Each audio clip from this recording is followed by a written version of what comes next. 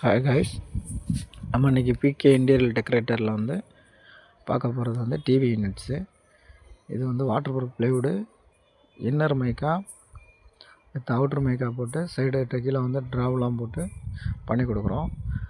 நம்ம லொக்கேஷனில் அளந்துக்கிட்டு அவங்க கஸ்டமர் என்ன இது கேட்குறாங்களோ டிசைன்னு அதுக்கு தகுந்த மாதிரி செஞ்சு கொடுத்துட்ருக்கோம். இப்போ நான் உங்களுக்கு மேலே ஸ்க்ரீனில் தெரிகிறது இதுதான் நம்ம டிஸ்பிளே பண்ணியிருக்கோம். இதில் சைடில் பூஜை ரூமோடு சேர்த்து கேபினெட் கேட்டிருந்தாங்க, அது மாதிரியும் பண்ணியிருக்கோம்.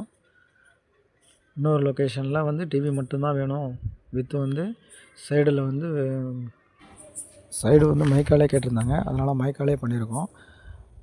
அடுத்ததெல்லாம் நம்ம நெக்ஸ்ட்லாம் நம்ம அந்த இப்போ ரெடிமேடாகவே கிடைக்கிது, ஃபுல் பேனல்னு சொல்லுவாங்களே, அந்த இது போடுவாங்க, அந்த மூலமாக செஞ்சு கொடுத்துட்ருக்கோம். பிவிசிலையும் வருது, அது பண்ணியிருக்கோம். இது கஸ்டமைஸ் கேட்டுறதுனால அவங்க மாதிரி பண்ணியிருக்கோம். இது கிளாஸ் வச்சு ஓப்பன் டோரும் டாப் சைடில் ஓப்பன் பண்ணுற மாதிரி கேட்டிருந்தாங்க.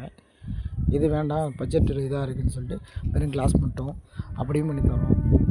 நமக்கு எப்படி தேவையோ அந்த மாதிரி, இப்போ நமக்கு பட்ஜெட்டுக்கு தகுந்த மாதிரி எவ்வளோ இதில் பண்ண முடியுமோ அந்த அளவுக்கு பண்ணி தரலாம்.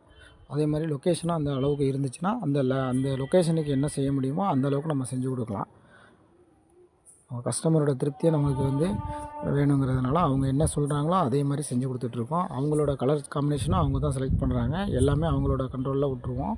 டிசைன் மட்டும்தான் நம்ம சொல்லுவோம், அதிலேருந்து அவங்க என்ன சொல்கிறாங்களோ அதை மட்டும் நம்ம செஞ்சு கொடுத்துருவோம். பக்காவாக பண்ணி கொடுத்துருவோம், ஃபுல் ஃபினிஷிங்கோட பண்ணி கொடுத்துட்ருக்கோம்.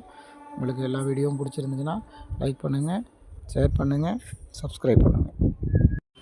லைக் பண்ணுங்கள், ஷேர் பண்ணுங்கள், சப்ஸ்கிரைப் பண்ணுங்கள்.